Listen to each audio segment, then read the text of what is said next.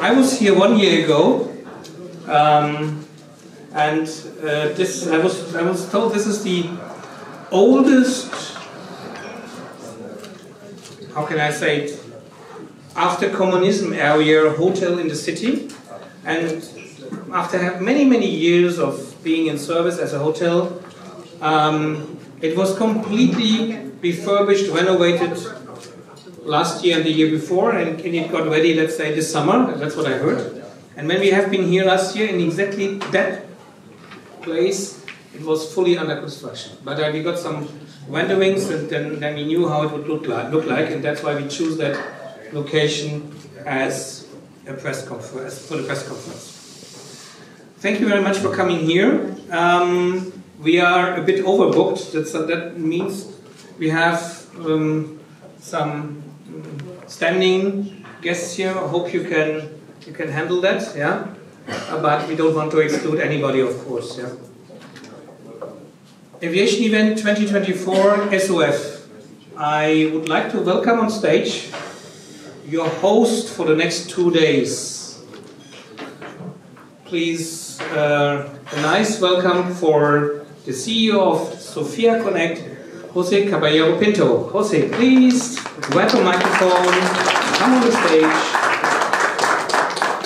I think there's just any of these is good to go. Hello, good afternoon, please.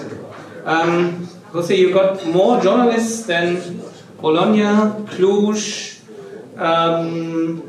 Vienna, Frankfurt, and any other location Aviation-Event has been. How did you make that?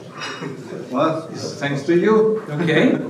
Thanks to you, because you all came, right? I think we have today here, at least if I take the, let's say, travel list, which Anna Jordi had, of course, done, we have people with 17 different passports. I mean, 17 different countries, let's say, yeah? Electra, nice to have you here.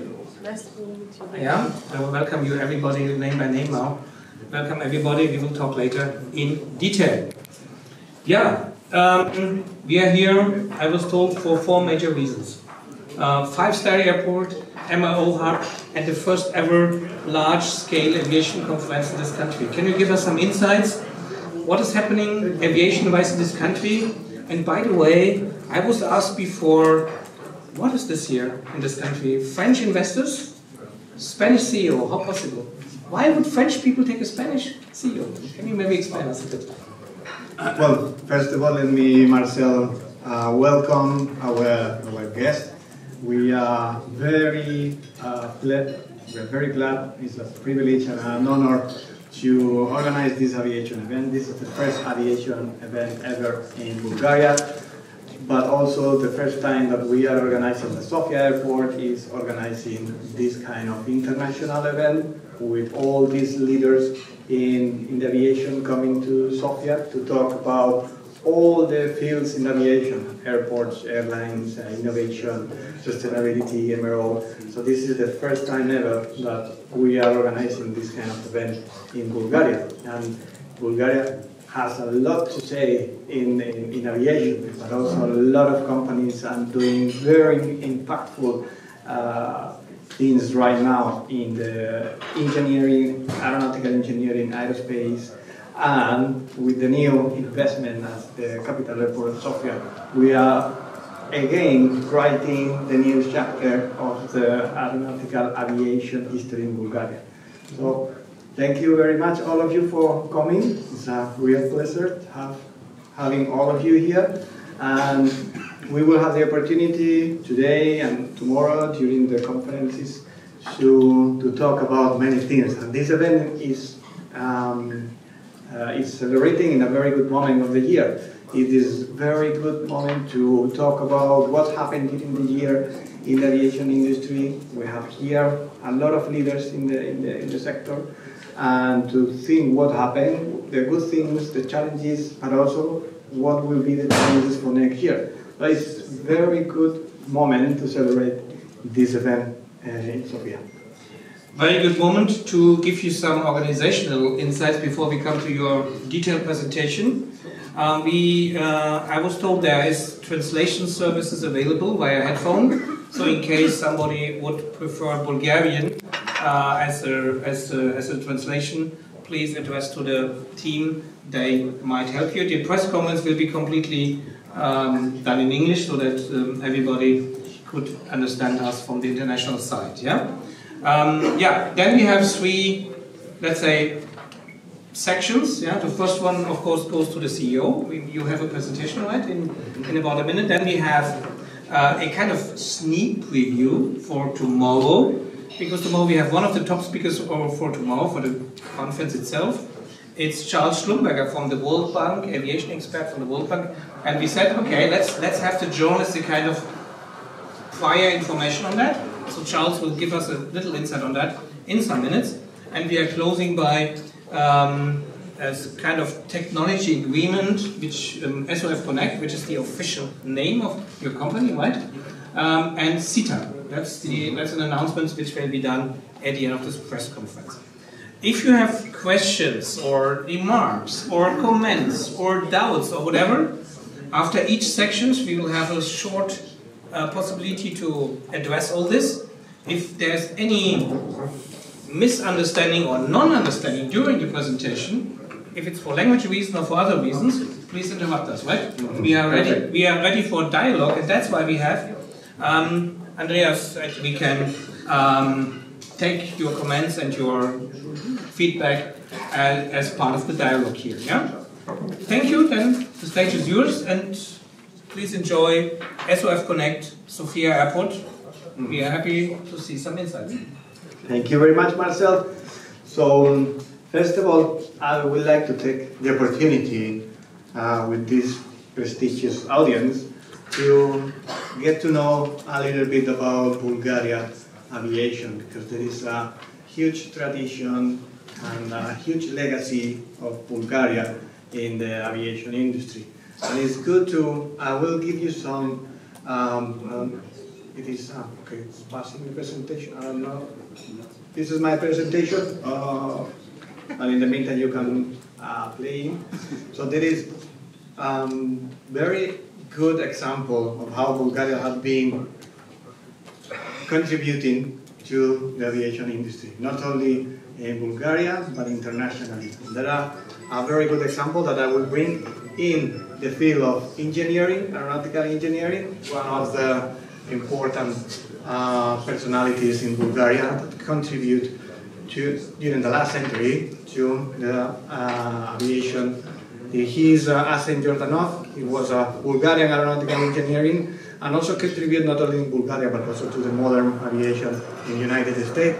Another very important engineer and the most productive designer, aircraft designer in Bulgaria was Svetan Lazarov, and his legacy continues today, because if you are registering an aircraft today in Bulgaria, the Aviation International Code is LZ, and this is in honor to Svetan Lazarov, one of the aircraft designers in Bulgaria. And there is also tradition in the aerospace in Bulgaria. We have two important astronauts. It's Georgy Ivanov with a mission in 1979, but also we have Alexander Alexandrov, who was in 1988 in the Mir space. And another curiosity, and this is Bulgaria became the third company after Soviet Union and United States in space food. It is dehydrated food, so this is another curiosity that Bulgaria is pioneer, that you can take this another takeaway for you to take after this press conference. Now, what is happening nowadays? Because Bulgaria is also pioneer in a space like this Burndam space. This is a Bulgarian, is a person founding a company in US and is manufacturing pharmaceuticals in microgravity. And then in 2024 produces antiviral crystal in orbit. So this is another good example of how Bulgaria is impacting the industry.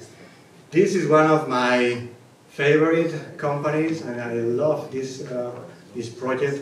This is the new Bulgarian Wright brothers. This is the first time in the history of aviation. Stay tuned to this dynamic company. It will be the first flight drone cargo, and it's coming soon. And it's just a Bulgarian company completely doing amazing things. Moving forward, we have also Endurosat. This is another Bulgarian company launching into orbit micro satellite using Elon Musk, SpaceX. And this is from what the Bulgarian industry is doing, contributing also internationally.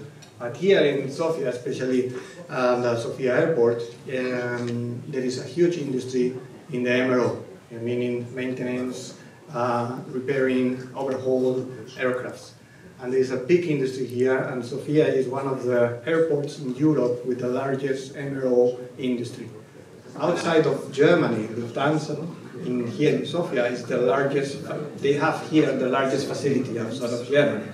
They have 8 bays, so it's huge. They've been here 15 years. But there is not only them, because there are in total 6 MRO companies in Sofia at the airport. So we are talking about, in between all of them, they are maintaining 500 aircrafts per year, so it's huge, with almost 2,000 employees, and the turnover of, in a yearly basis of this industry in Sofia is more than one in Schengen, in the airspace. It is a huge, and not only historical, but a huge achievement and contribution, because this is going to help Sofia and Bulgaria 5-star regional airport in Europe. This is our ambitious, with capacity for 20 million passengers per year. So this will be the largest capacity in the Balkan. We don't take into account Athens. And this is our reflection of our strategy to not only to increase our passenger experience, to level up the quality in the region, super efficiency. We can talk more about how this is going to help and to contribute to the competitiveness of the country. And we will talk a little bit more later on in our presentation. So, Miguel. Hola Miguel. ¿Cómo estás? Muy bien. Miguel, any feedback from what we heard from you as a Spanish Catalonian citizen, but worldwide reporter on aviation? Yeah. I would like to open the session, and hopefully nobody is going to be shy after that. Please, you want to be challenged, right? yes, Yeah, he wants it. So please, fire on him, fire on us here. Miguel first, please. I would like to ask... Can you give the microphone, please, Andreas? Okay. You hear me better now? Yeah, I would like to ask about the prospect for growth in terms of connectivity, new airlines, new destinations from Sofia.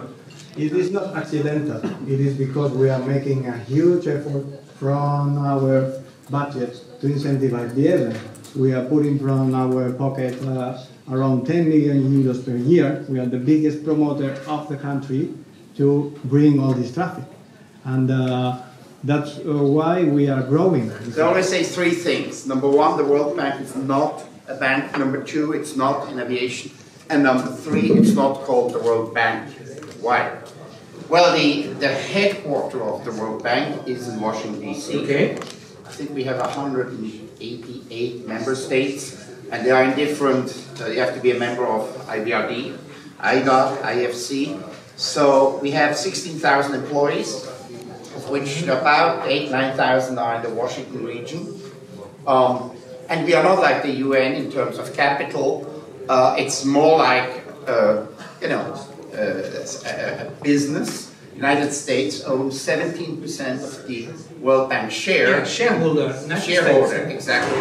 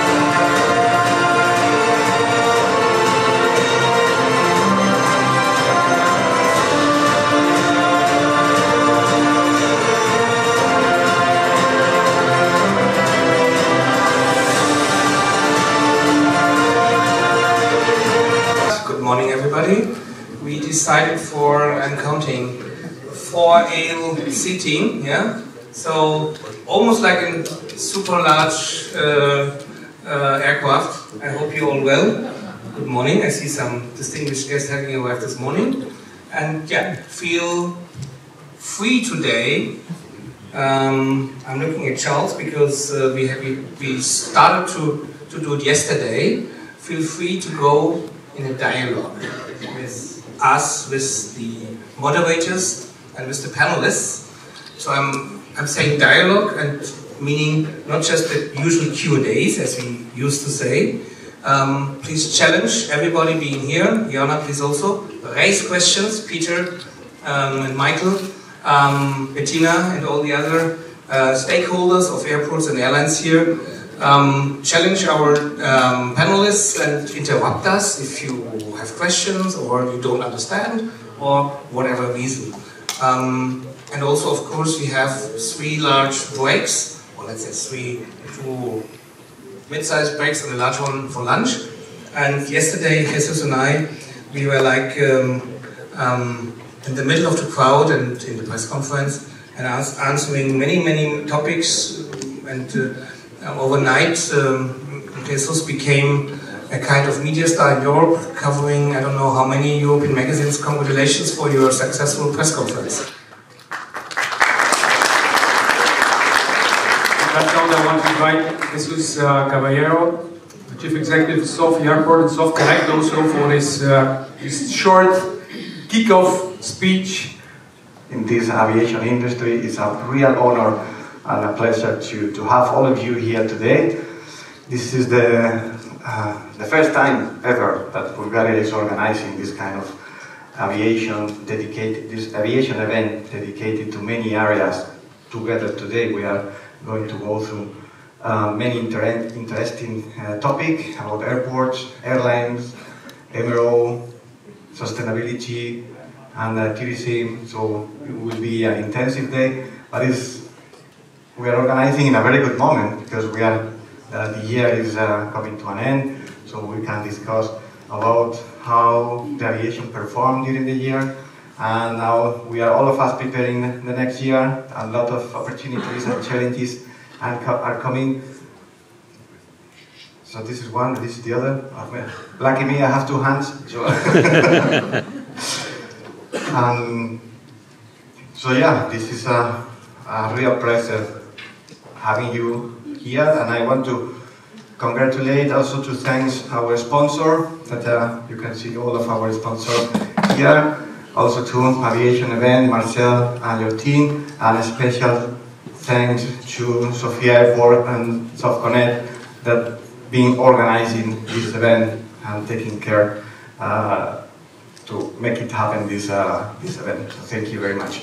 Lazarov was the most productive aircraft designer in the country, but not everybody that if you want to register an aircraft in Bulgaria, the international code that you will see in the tail of the aircraft is L7. България има своето минало в авиацията и надяваме се много добро бъдеще. Авиационната индустрия е сред най-бързо развиващите се сектори във всяка национална икономика в световен мащаб. Това предполага и повече изисквания към индустрията и към всички нас, които сме част от нея. Предполагам, че всичко това ще бъде обект и на настоящата дискусия и ще имате възможността да се фокусирате върху най-важните моменти. Авиацията е предизвикателство във всяко едно отношение. Авиацията за много от вас е любов и съдба, за други е минало, за трети е бъдещето. Все повече в авиацията се задават основните въпроси в живота ни, а именно устойчивост, стабилност, сигурност, безопасност, не на последно място удобство и прекрасни преживявания. Намерете в днешните и в утрешната дискусия и мястото на новите технологии, включително и на изкуствения интелект. Нека всички заедно да потърсим как те могат да направят живота ни по-сигурен, по-безопасен и по-устойчив, без замърсяванията на въздуха, без всичко, което може да прави живота ни по-тежък и по-труден. Авиацията е и нагледният пример за това, как държавата и частния бизнес могат да постигнат добро и авторитетно сътрудничество. Нашия национален пример в това е доброто сътрудничество между държавата и концесионера на летище София Совкане. Разбира се, в качеството си на министър на транспорта и съобщенията и като страна по концесионния договор, няма да пропусна това, което винаги казвам и това, което ние като държава сме длъжни да призоваваме другата страна по договора. Изпълнявайте добре инвестиционната си програма. Това е инвестиция в инфраструктура, това е инвестиция в хора, това е инвестиция в бъдещето. И нека не забравяме, че живота ни предлага множество излитания и кацания.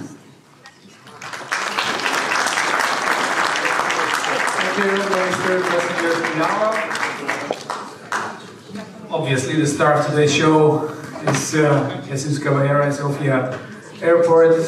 I should say you're actually the 6th star of the 5-star airport that we're going to turn the airport into in the next coming years. But let me just briefly took you back in history, because Sofia Airport used to have a really interesting name. It was called Vraždebna in Bulgarian, which actually, in the literal translation in English, means hostile. So it was obviously not a good name for an airport to be called hostile airport. Because airports need to be safe. Thank you. Very kind. Thank you. Created 1944, of which 188 countries are member. It is not the World Bank, it is the International Bank for Reconstruction Development, International Development Association, IFC, which has invested in the airport here, MIGA, and Arbitration Court. And the objective is economic development. Based in Washington, D.C. Why? Well, it's a UN organization, or? It has been created before the UN, by the IMF. So what we are is a specialized agency. Okay. We are part of UN, but we have our own system, salary, pension, and our seat is where our main shareholders' capital is. Main shareholders, the United States, with about 70% of the capital, and with that vote. So the World Bank is something not really typical for the UN. And also staff come primarily from the private sector, actually. 70%, that's far away from the majority. Who else is in? 17%, and we have in England, European states together are close to majority, and other states, other states can have very small amounts. So it is different in the UN. It's one country, one vote. At the World Bank, it's actually, if the US and Europe have one direction, there's little wiggle room for opposition, like in a corporation. So it's a typical post-Second World War construction. Typical for the international organization is discussable. Don't forget, I mean, we had the League of Nations before World War II, and that didn't work. So when there was the meeting of the economists led by, what later was the Marshall Plan in Bretton Woods, the US dominated, and the US then put that structure. Later on came the UN, and that was different. And you just said US and Europe voting, sticking together, having more or less the majority, right? Will they? After Gen 20s? Well, I mean, that's a complete other theme. And I want to say here that I'm talking as a private person. So with the new, just formed EU Commission, do you see, especially from your point, any progress in discussions on that endless story? No.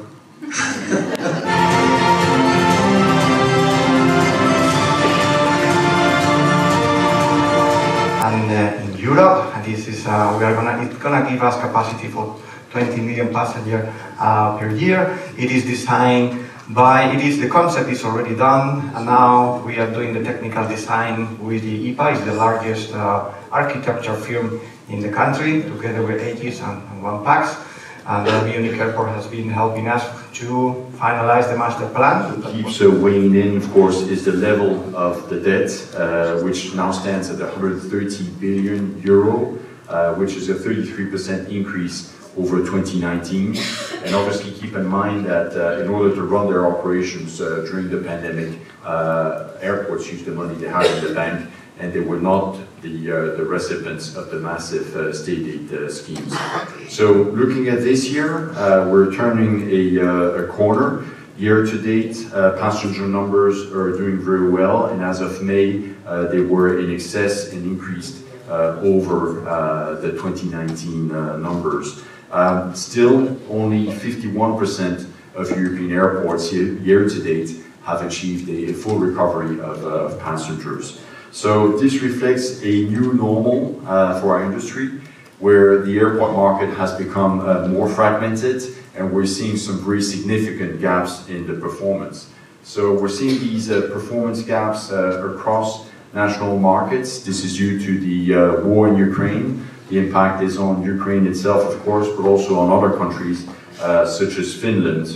On the far left of this graph, you can see that, in fact, year-to-date, Finland is still at -27%. Anybody thinks Istanbul had an overcapacity problem with the doubling of the Turkish Airlines fleet as well? Being about 6% 2019 level. That's not small for a country which only has 1.8 million or 1.2 million inhabitants.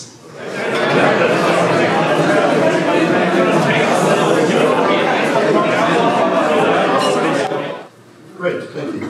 5 things you need to understand about airports. Number 1, airports are much more than terminals and runways. What do I mean by that? Well, you know, the airport world is changing. You know, traditionally airports were sort of infrastructure providers that just sort of provided a service, usually very much based on the needs of the national airline. They were exclusive public ownership. Director of the MSc, Master's Program in Strategic Management for Tourism Destinations. You are also adjunct professor at the University of New South Wales in Australia, executive board member of the Hellenic Civil Aviation Authority, president of the Hellenic Aviation Society, and you are also on the advisory board of a couple of journals, editor-in-chief of the Journal of Air Transport Studies, and advisory board member at the Annals of Tourism Research. Business, and we have gathered some experience in this field, and I'm really happy to share them in this panel. Because earlier we heard that the leisure passengers are about 1/3 of the traffic here in Sofia, but I guess in your case it's quite a lot more. 2024, everything was related to that, and we at the European Parliament uploading the rules for the Schengen. So everything in Bulgaria is nothing compared to Schengen. So it's my pleasure to be here. My first time here, hope not to be the last, but it's quite interesting to be here with you. I would like to talk about the artificial intelligence. What is need to be done before or in the moment that everybody want to push forward with the artificial intelligence? They come to you and they say, Tina, we have to do something. And what did you say that in the moment? Apart of looking at him or her in a very terrible way. Yes, I do that. I came across the word artificial intelligence about 40 years ago. And I think it's crept into our life without us really realizing it's around. Whether you do Photoshop, if you have a cleaning robot, it's somehow everywhere. No, I have not used ChatGPT up to now, but I was forced by my marketing manager to at least have the app on my phone, that if I'm a little bit bored, I could exercise with it. When I got the question, she made me the answers out of ChatGPT. So those are the ones lying on the floor. What I'm talking is me, Bettina. I think artificial intelligence is a tool which has to be studied. understood, and put to well use. But you cannot grab it, you cannot see it, you cannot smell it. In principle, most of you have no idea what it is. You have an imagination of what it might do. It's like with a knife, you know the pokey end and you know the sharp end, and that's why you take it at the handle, but where is the handle with artificial intelligence? That's a picture I want to give to you. That it has its uses for market research, that it has its uses for maintenance. Everyone talks about it, but to implement it and do not leave it unguided, I think that is a very, very important message I would like to pass on. The second thing is, we have no idea what needs to be regulated. What does it do in regard to cybercrime? What does it do in regard to data protection? So how do we set it up? What are the regulations on this? And there will be plenty in the future. It's like a little bit after the child was falling into the pond, then we know that there has to be some measures to do. And I think it's almost too late in regard to this because it's growing exponentially. That's the second message I would like to give. And the third one is not to be afraid.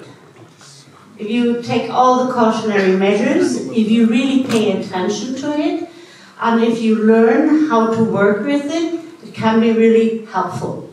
But what do we do? Like we always do, is we like ducks then sitting on our hatched eggs of artificial intelligence, and we are not sharing.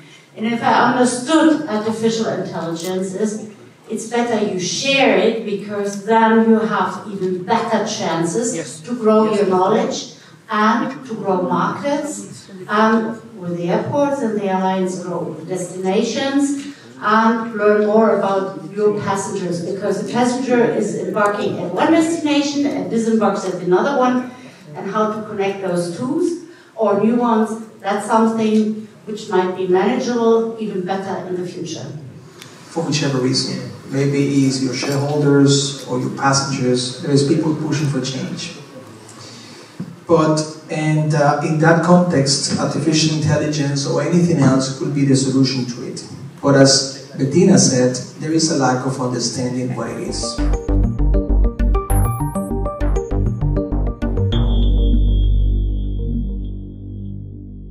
That this event is happening in Bulgaria for the first time.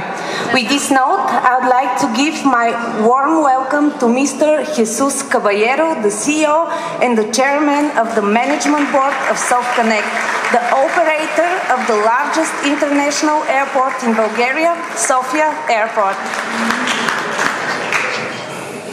And I will give you some achievement and you will get an idea of what's happened during 24 in Sofia Airport. We started the year with our CFO of the year, Stefan, is here today with us.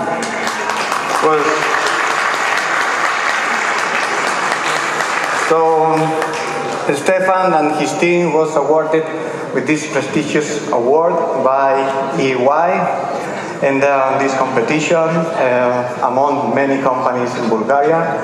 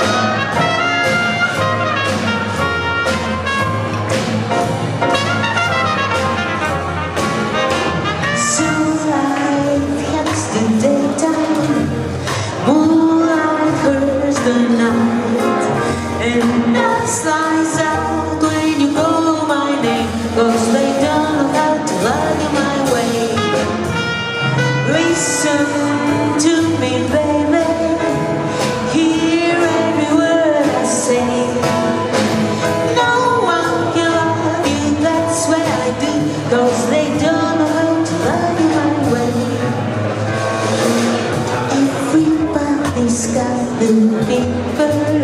That is something you should know. Fever isn't such a new thing. Fever starts long ago. You give me fever. You give me fever. Fever when you kiss me. Fever when you hold me tight. Fever in the morning. Fever all through the night. Fever all through the night. Fever all through. Just through the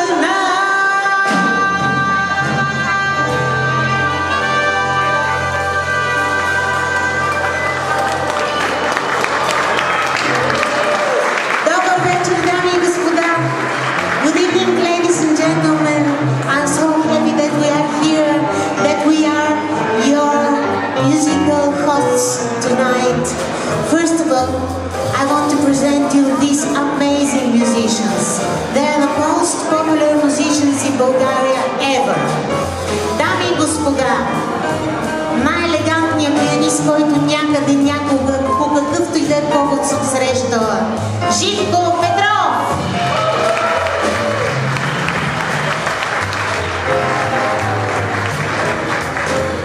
The most handsome bass player in the world. Дами и господа, Димитър Карамфилов! Най-изключителният инструменталист, композитор, аранжор, дами и господа, Христо Йоцов!